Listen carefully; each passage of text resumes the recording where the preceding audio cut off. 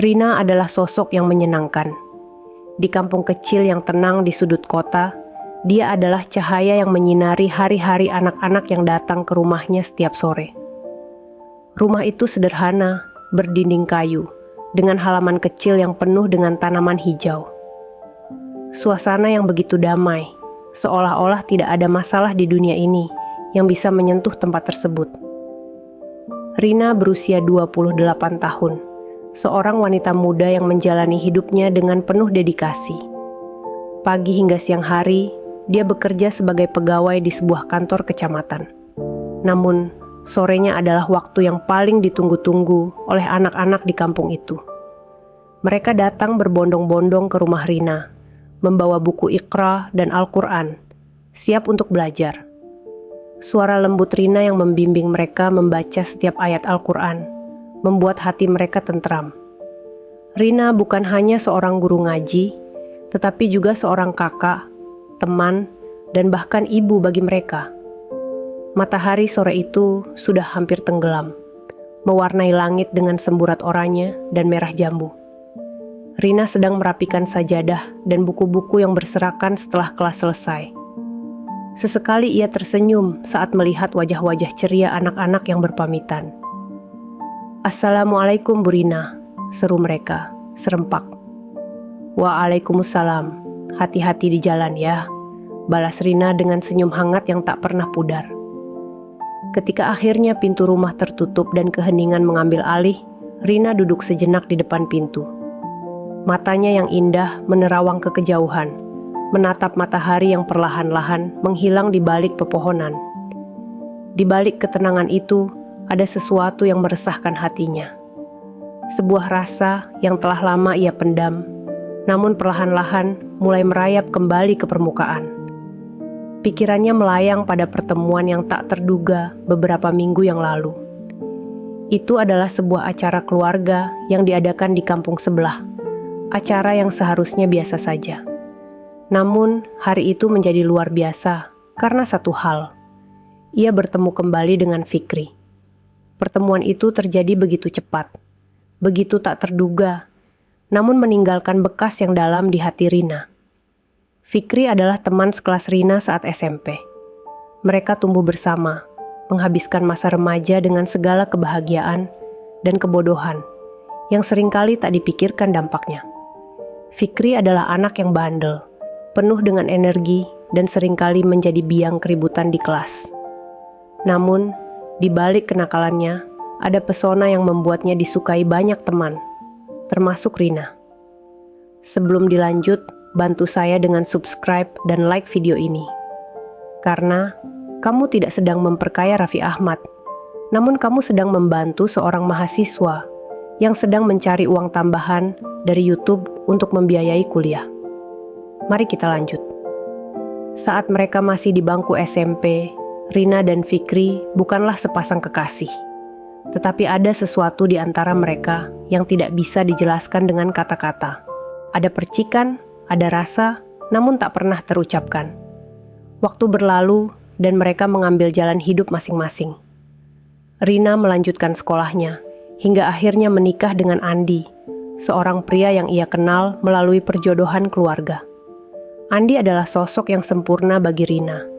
Ia penyayang, penuh perhatian, dan selalu ada untuk Rina.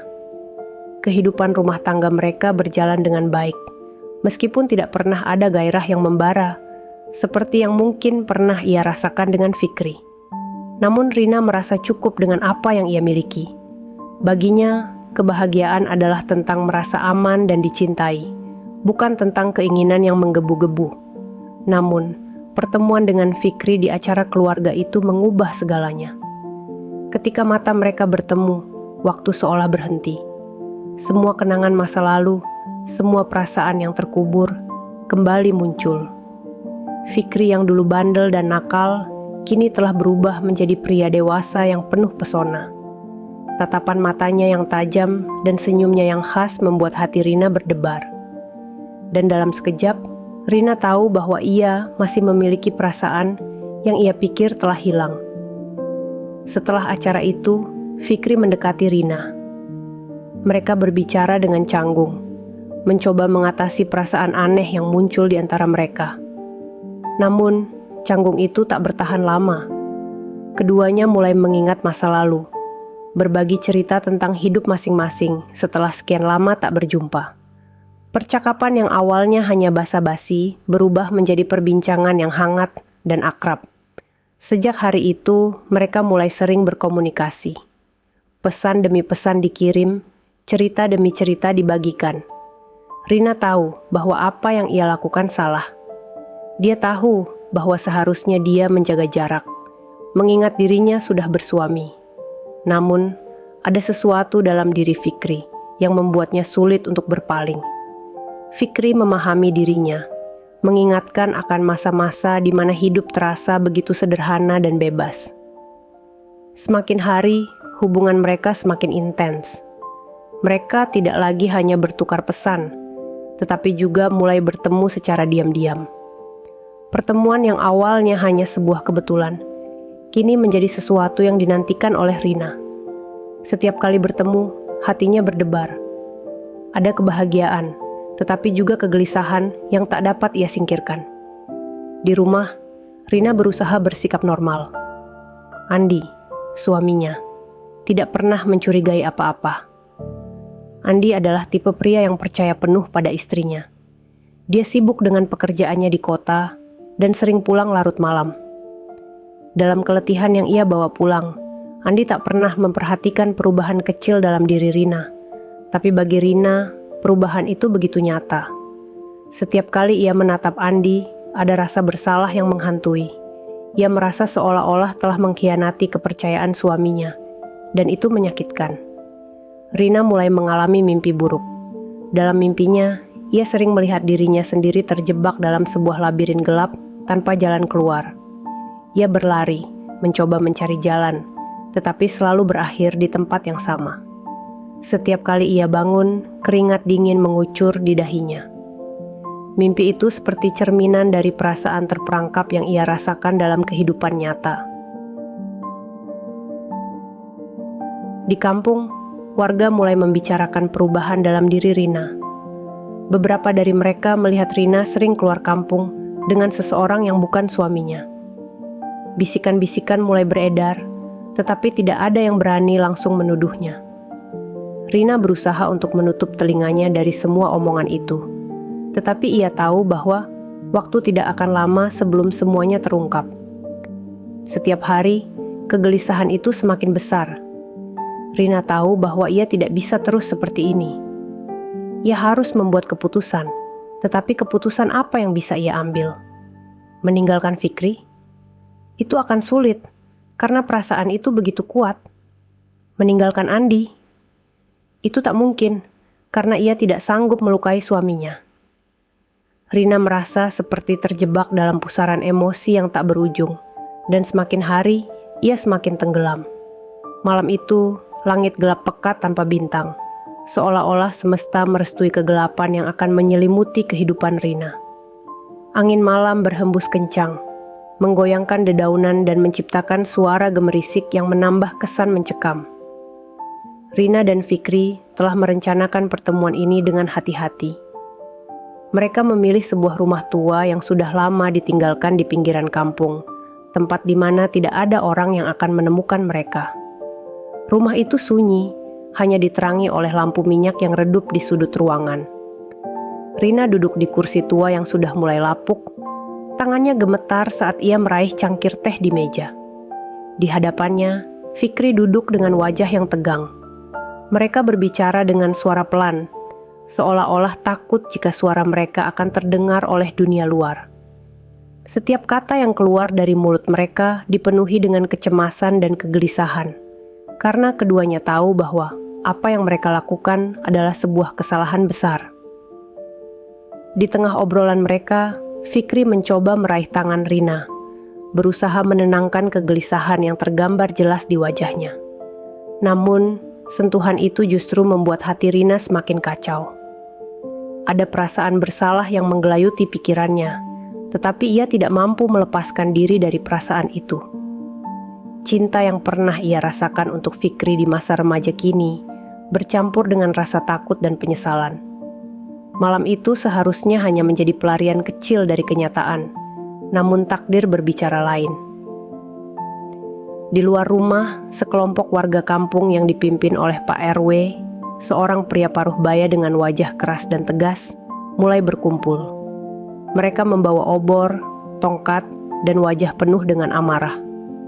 Bisikan-bisikan yang telah lama beredar di kampung tentang hubungan terlarang Rina dan Fikri kini memuncak menjadi kemarahan yang tak bisa dibendung. "Aku tak percaya Rina bisa berbuat seperti ini," gumam seorang ibu dengan nada suara penuh kekecewaan. "Dia guru ngaji anak-anak kita. Ini memalukan. Warga tak bisa membiarkan hal ini terus terjadi. Kita harus segera bertindak," seru seorang pria lain, menggenggam tongkat di tangannya dengan erat. Dengan langkah-langkah berat yang disertai kemarahan, mereka mendekati rumah tua itu. Ketika mereka sampai di depan pintu, tanpa peringatan, mereka mendobraknya dengan keras. Pintu yang rapuh itu terhempas, menimbulkan suara keras yang membuat jantung Rina berdegup kencang. Dalam sekejap, rumah itu dipenuhi oleh warga yang marah, dengan tatapan tajam yang siap menghakimi. Rina dan Fikri terperangah, terdiam sejenak sebelum rasa takut menguasai mereka. Rina berdiri, tubuhnya bergetar hebat.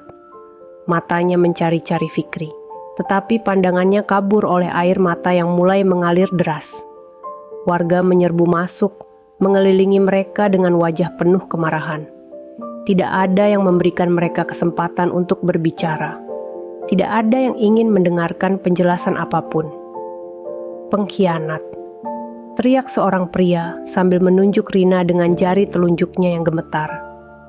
"Bagaimana bisa kamu, seorang guru ngaji, melakukan hal ini?" Rina mencoba membuka mulutnya untuk berbicara, tetapi tidak ada suara yang keluar. Tenggorokannya terasa kering, dan kata-kata yang ingin ia sampaikan terjebak di dalam dadanya. Ia tahu tidak ada pembelaan yang bisa menyelamatkannya dari penghakiman ini. Dalam sekejap, semua yang ia bangun, semua kepercayaan yang ia miliki dari warga kampung, runtuh.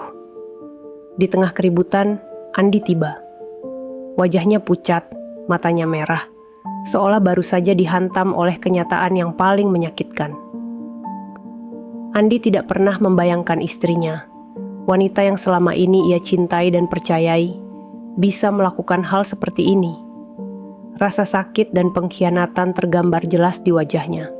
Tetapi Andi tetap berdiri diam, tidak berkata apa-apa. Dia hanya menatap Rina, matanya penuh dengan kekecewaan yang mendalam. Rina merasakan tatapan itu seperti 1000 jarum menusuk jantungnya. Semua keberanian yang mungkin ia miliki untuk menghadapi situasi ini hilang begitu saja. Ia jatuh berlutut di lantai, air mata mengalir deras di pipinya. Rina merasakan seluruh dunianya runtuh, dan tidak ada yang bisa menyelamatkannya dari kehancuran ini. Di luar rumah, suara-suara warga semakin keras. Mereka tidak hanya marah pada Rina, tetapi juga pada Fikri. Mereka merasa telah dikhianati oleh 2 orang yang seharusnya menjadi teladan. Tanpa menunggu lama, mereka menyeret Rina dan Fikri keluar, memaksa mereka berdiri di tengah kerumunan. "Ini aib untuk kampung kita," teriak Pak RW dengan suara lantang. "Rina, kamu telah mencoreng nama baik kita semua. Dan kamu, Fikri, bagaimana bisa kamu merusak rumah tangga orang lain?" Setiap kata itu seperti pukulan keras yang menghantam hati Rina. Ia merasa semakin hancur, seperti kaca yang dilempar ke lantai dan pecah menjadi ribuan serpihan. Tidak ada yang bisa mengumpulkan pecahan itu kembali. Ia tidak bisa memohon ampun, karena ia tahu tidak ada pengampunan yang akan datang. Warga terus mengelilingi mereka, menghujani mereka dengan kata-kata kasar, cemoohan, dan penghinaan. Malam yang gelap itu menjadi saksi bisu dari kehancuran seorang wanita yang dulunya dihormati dan dicintai oleh banyak orang. Kini, ia hanyalah sosok yang dipenuhi rasa malu dan penyesalan. Ketika akhirnya malam itu berakhir, Rina tahu bahwa hidupnya tidak akan pernah sama lagi. Cinta yang pernah ia rasakan untuk Fikri kini berubah menjadi beban berat yang harus ia pikul seumur hidup. Tidak ada jalan kembali, tidak ada cara untuk memperbaiki apa yang telah terjadi. Ia telah kehilangan segalanya, cinta, kepercayaan, dan harga dirinya. Dan yang tersisa hanyalah kehampaan yang begitu dalam. Setelah malam itu, kehidupan Rina benar-benar berubah. Semua yang ia bangun selama ini runtuh dalam sekejap. Ia tidak lagi bisa mengajar anak-anak mengaji, karena tidak ada lagi orang tua yang mengizinkan anak-anak mereka datang ke rumahnya. Ia tidak bisa keluar rumah tanpa merasakan tatapan sinis dan cemoohan dari orang-orang di sekitarnya. Andi, suaminya, memutuskan untuk meninggalkannya. Bagi Andi, rasa sakit yang ia rasakan terlalu besar untuk bisa dimaafkan. Meski ia mencintai Rina, kepercayaan yang telah hancur tak bisa diperbaiki.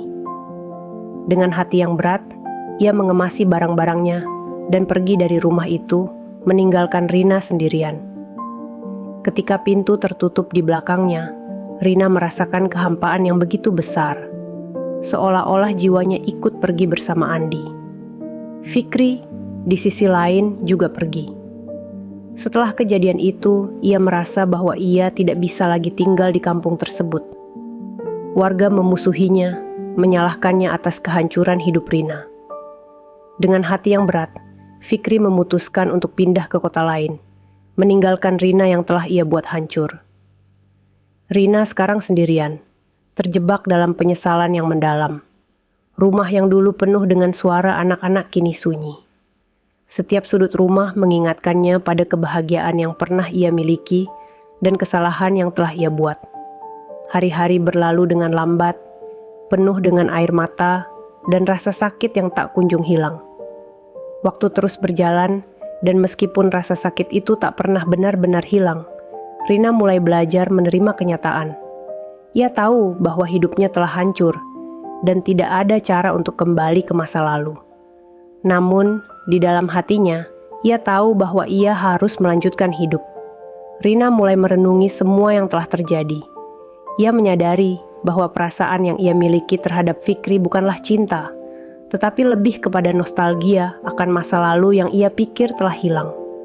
Fikri adalah pengingat akan kebebasan dan kebahagiaan masa remaja yang tak mungkin ia dapatkan kembali. Namun, keputusan untuk menjalin hubungan dengan Fikri adalah sebuah kesalahan besar yang kini harus ia bayar dengan harga yang mahal.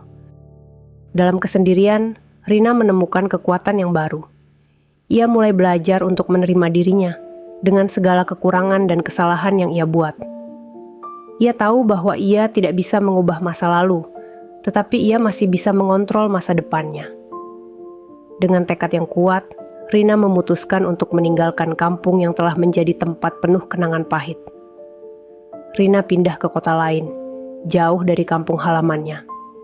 Di kota itu, tidak ada yang mengenalnya. Tidak ada yang tahu tentang masa lalunya atau kesalahan yang telah ia buat. Di tempat baru ini, Rina bisa memulai hidupnya dari awal.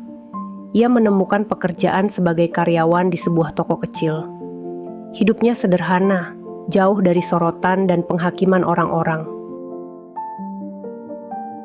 Namun, di dalam hatinya, Rina masih menyimpan harapan.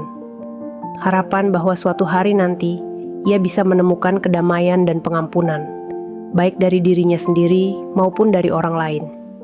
Ia tahu bahwa perjalanan ini tidak akan mudah, tetapi ia siap untuk menghadapi apapun yang datang di masa depan. Waktu terus berjalan, dan Rina mulai menemukan ritme baru dalam hidupnya. Meskipun luka di hatinya masih ada, ia tidak lagi membiarkan luka itu menguasai dirinya. Setiap hari, ia bekerja dengan tekun, berusaha untuk menjadi versi terbaik dari dirinya sendiri. Rina juga mulai membantu orang lain. Di lingkungan barunya, ia dikenal sebagai wanita yang ramah dan suka menolong. Ia bergabung dengan komunitas lokal, memberikan waktu dan tenaganya untuk membantu mereka yang membutuhkan. Dengan melakukan hal ini, Rina merasa bahwa ia sedang menebus dosa-dosa masa lalunya. Setiap senyuman yang ia berikan, setiap bantuan yang ia tawarkan, adalah langkah kecil menuju pemulihan dirinya. Di saat yang sama, Rina juga terus memperbaiki hubungannya dengan Tuhan. Ia lebih banyak berdoa, memohon ampunan atas semua kesalahan yang telah ia buat. Ia yakin bahwa meskipun manusia bisa menghakimi, hanya Tuhan yang bisa benar-benar mengampuni. Rina tidak tahu apa yang akan terjadi di masa depan, tetapi ia merasa bahwa ia telah menemukan jalan yang benar. Meski perjalanan ini penuh dengan rintangan, ia yakin bahwa masih ada cahaya di ujung jalan. Dan meskipun cahaya itu mungkin kecil dan samar, ia akan terus berjalan ke arahnya, membawa semua pengalaman dan pelajaran yang telah ia dapatkan. Rina kini tidak lagi melihat masa lalu sebagai sesuatu yang harus disesali, tetapi sebagai bagian dari dirinya yang telah membentuk siapa dirinya sekarang. Ia menerima semua luka dan kesalahan itu, karena tanpa mereka, ia tidak akan menjadi wanita yang kuat dan penuh harapan seperti sekarang. Cerita ini berakhir dengan harapan dan pelajaran tentang bagaimana kesalahan dalam hidup dapat menghancurkan seseorang, tetapi juga bisa menjadi titik awal untuk kebangkitan yang baru. Rina, meskipun terluka dan hancur, menemukan cara untuk memperbaiki dirinya dan melanjutkan hidup dengan tekad yang kuat.